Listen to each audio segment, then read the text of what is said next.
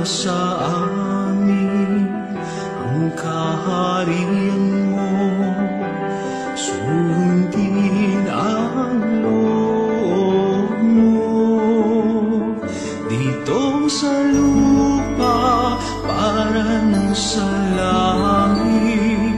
Bigyan mo po kami ngayon ng aming kakanin sa araw-araw, at pagtawarin mo kami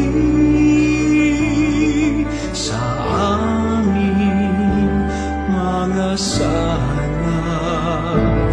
Maramang pagpapatawad namin sa nagkakasala sa amin, at huwag mo kaming ipahintulot sa tukso,